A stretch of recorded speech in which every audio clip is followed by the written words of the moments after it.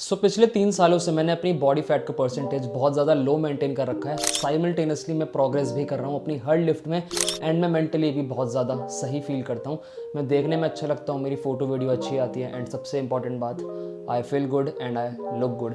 तो ये मैं इतने लंबे टाइम से कैसे मेंटेन कर रहा हूँ? बिकॉज ऑफ एंड टाइम्स हमने ये सुना है कि यार तुम्हें बल्क एंड कट करना ही पड़ता है, जो कि कहीं ना कहीं सही है। बट अगर आपको ईयर अराउंड लीन रहना है, आपको क्या क्या चीज़ें करनी है अपनी लाइफस्टाइल में, डाइट में, ट्रेनिंग में, कार्डियो में एंड बाकी जो चीज़ें होती हैं, उन सब का ध्यान रखते हुए हमें कैसे आगे बढ़ना है, मैं बहुत लंबे टाइम से कर रहा हूँ। इसलिए आज मैं ये वीडियो बना रहा हूँ and I am very very very sure तुम ये वीडियो एंड तक देखोगे तो तुम्हें बहुत कुछ नया सीखने को मिलेगा एंड होपफुली तुम भी पूरे साल लीन रह पाओगे एंड प्रोग्रेस कर पाओगे। सो स्टे ट्यून्ड एंड बने रहना एंड तक। तो यार देखो, सबसे ज़्यादा एक इंपॉर्टेंट फैक्टर, सबसे क्रूशियल फैक्टर क्या होता है हमारे बॉडी फैट को या फिर इन जनरल हमारे वेट को डिटरमाइन करने के लिए?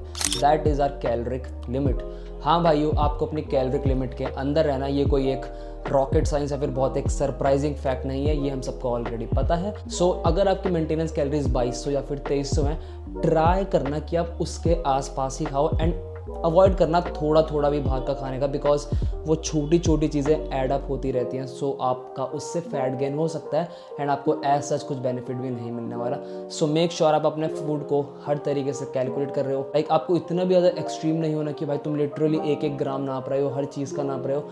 इतना मान लो तुम्हें 90% अपनी डाइट को क्लीन रखना है, अपने कैलोरिक लिमिट के अंदर रहना है। अब सेकेंडली हम बात कर लेते हैं प्रोटीन की। ऑफ कोर्स भाई, प्रोटीन तो इंपॉर्टेंट है ही, बट इतना भी नहीं है कि तुम्हें दिन का 150-200 ग्राम खाना पड़े।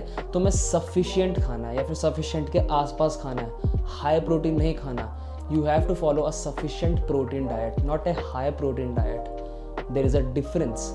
तुम नहीं मानोगे मेरी बात, बट मैं बिल्कुल भी तुमसे झूठ नहीं बोलूँगा। मैं कसम खा रहा हूँ। मैं पिछले 6 या फिर 7 महीनों से अपने डाइट में मुश्किल से 90 या फिर 100 ग्राम प्रोटीन ले रहा हूँ, वो भी ऊपर नीचे होता रहता है। एंड गेस व्हाट, मेरी बॉडी में कुछ भी चेंज नहीं आया, मुझे रिकवरी में कुछ दिक्कत नहीं आ रही है सच। एंड मेरी मसल भी कितनी अच्छी लग रही है, ये आपको दिख ही रहा होगा। सो सफिशिएंट प्रोटीन खाओ।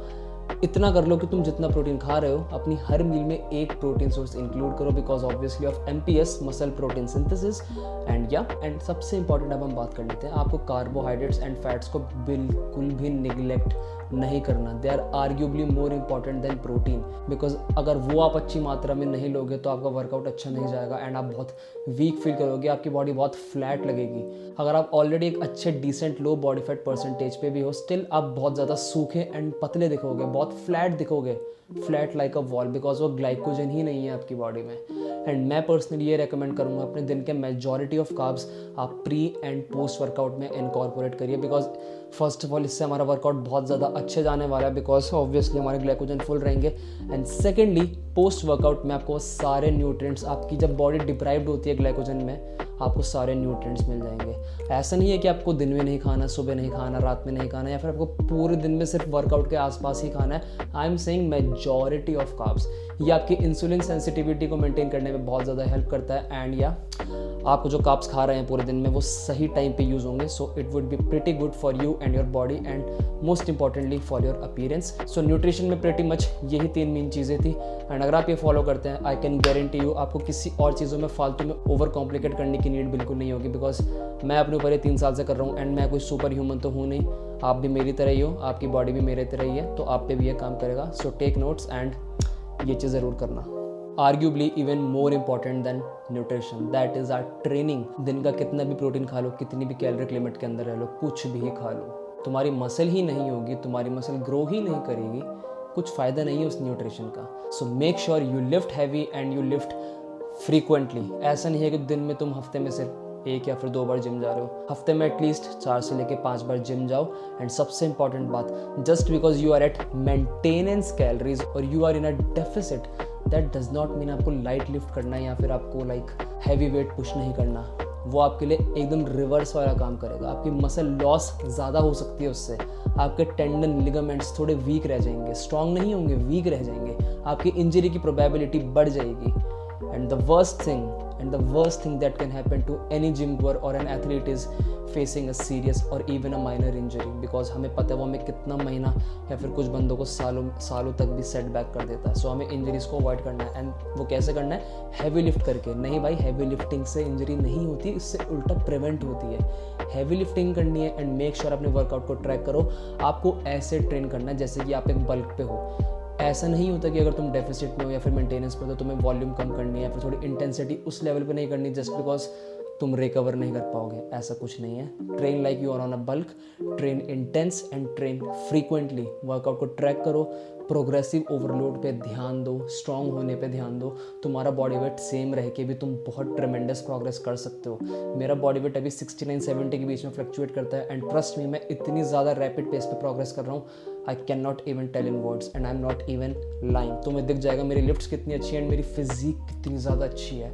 मैं अराउंड 12% बॉडी फैट के आसपास होऊंगा। मैं बहुत अच्छा दिख रहा हूँ, मैं बहुत लीन दिख रहा हूँ, and I am pretty much very very very strong. I am the strongest till date I have ever felt and I feel good. तो ट्रेनिंग बहुत इंपॉर्टेंट है भाई। ट्रेनिंग न्यूट्रिशन से ज़्यादा इंपॉर्टेंट है। सब बंदे बोलते हैं भाई कि तुम ट्रेनिंग पे सेक्रीफाइस कर सकते हो बट न्यूट्रिशन पे नहीं करते। दैट्स अ कंप्लीट लाई। मेरे अकॉर्डिंग ये वाइस वर्सा होना चाहिए। तुम न्यूट्रिशन पे थोड़ा सा सेक्रीफाइस करके भी, जैसे मैं खुद करंटली कर रहा हूँ, मैंने तुम लोगों को बताया मैं 90 या फिर बस 100 ग्राम प्रोटीन खाता हूँ मुश्किल से। मैं इतने कम प्रोटीन में भी कितनी अच्छी प्रोग्रेस कर रहा हूँ क्योंकि मेरी ट्रेनिंग ऑन पॉइंट है, मेरी स्लीप ऑन पॉइंट है, मेरी रिकवरी ऑन पॉइंट है। ट्रेनिंग से कभी भी तुम वो मत करना। Training is like bread and butter. अगर तुम एक बिल्डिंग खड़ी करनी है तो तुम ये मान लो कि वो तुम्हारे लिए ईंट और सीमेंट का काम करेगी। That is training. Train hard, train often, progressive overload पे ध्यान दो एंड लिफ्ट हैवी, क्योंकि जितना लिफ्ट करोगे, जितना हैवी पुश करोगे, तुम्हारी मसल उतनी ही मेंटेन रहेगी, उतना ही तुम अच्छा दिखोगे। बिकॉज अगर तुम एक पर्टिकुलरली थोड़े हायर बॉडी फैट पे भी हो, तुम स्टिल बहुत लीन दिखोगे, बिकॉज जितनी ज़्यादा मसल होगी हमारी बॉडी उतनी लीन दिखती है। You are not over fat, you are just under muscled.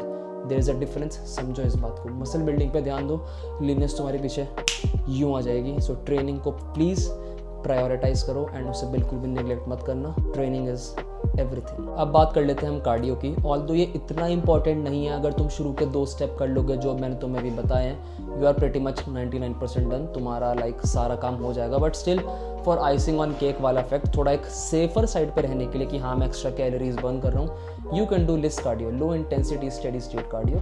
That means उसके अंदर ब्रिस्क वॉकिंग आती है, तुम स्किपिंग कर सकते हो, तुम बाइसाइक्लिंग कर सकते हो, तुम इंक्लाइन ट्रेडमिल कर सकते हो। तुम्हें ये वाला कार्डियो ही करना है। रनिंग मत करो भाई, बहुत लंबी लंबी मैराथन पे मत जाना, बिकॉज नहीं वो तुम्हें फैट लॉस में हेल्प नहीं करेगा, उल्टा तुम्हारे लिए काउंटर प्रोडक्टिव हो जाएगा। क्योंकि जब तुम हिट कार्डियो करते हो, हाई इंटेंसिटी इंटरवल ट्रेनिंग जो बहुत इंटेंस होती है, उसमें तुम्हारी body primary source as a fuel तुम्हारे ग्लाइकोजन को यूज़ करती है। बेसिकली जो स्टोर्ड एनर्जी होती है जो कि हमें एक्चुअली वेट ट्रेनिंग के लिए चाहिए, उसको यूज़ करती है। तो हमें वो नहीं करना भाई।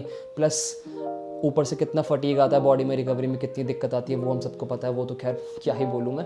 लेस कार्डियो करो, क्योंकि जब हम लेस कार्डियो करते हैं like walking, brisk walking, incline treadmill, इन सारी मूवमेंट में हमारी body primary source of fuel हमारा फैट को यूज़ करती है, एंड वो ही हमें चाहिए कि एक्स्ट्रा फैट यूज़ हो फ्यूल के लिए। सो अगर कार्डियो करना है तो करो, इतना इंपॉर्टेंट नहीं है। पहले के 2 स्टेप बस दिमाग में प्लीज़ रख लेना। बट स्टिल अगर तुम करना चाहते हो तो तुम कर सकते हो, it's good. But less cardio करना है, हिट कार्डियो नहीं करना।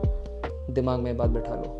अब बात कर लेते हैं भाई हम सबसे ज़्यादा एक कंट्रोवर्शियल बात या फिर एक आई ओपनिंग पॉइंट के बारे में। Try to stay lean not shredded. Lean और श्रेडेड में ना एक फाइन लाइन होती है। तुम लीन रह के बहुत अच्छा दिख सकते हो, मेंटली फिजिकली तुम अच्छे से प्रोग्रेस कर सकते हो, तुम अपनी लाइफ में एक्सेल कर सकते हो। बट वेयरएज अगर तुम ये लाइन क्रॉस करते हो, अगर तुम श्रेडेड होना चाहते हो, और उससे बड़ी बात तुम श्रेडेडनेस को मेंटेन करना चाहते हो, ट्रस्ट मी 99.9% बंदे कभी नहीं कर सकते। बिकॉज लीन रहने में एंड श्रेडेड रहने में बहुत फ़र्क होता है। Lean is like around easily I would say 10 से लेके 14% के बीच लाइफ, या फिर आप 15% भी बोल सकते हो, वो होता है लीन। बट लिटरली उसके नीचे जाना 6%, 7%, 8%, वो टिपिकल इन्फ्लुएंसर लोग जो कि हर कोई बाई स्टेरॉइड्स पे होता है या फिर हर कोई कुछ ही अलग ही चीज़ चला रहा होता है। अगर तुम्हें उनकी तरह दिखना है year around, I am sorry to tell, the chances are most likely that you will never be able to maintain that kind of leanness, that shreddedness throughout the year. So lean रहने पे ध्यान दो, shredded पे नहीं। मैंने ये गलती करी थी, मुझे 2 महीने में अकल आ गई थी। So हाँ, lean रहो, shredded मत रहो। Have some realistic expectation and trust me, you will achieve your goal. You will stay lean forever. And I mean this when I से दिस, बिकॉज मैं पिछले 3 साल से कर रहा हूँ एंड कुछ मेरी बातों में क्रेडिबिलिटी है, ये बात तुम भी समझ सकते हो। सो या that's pretty much it for this video.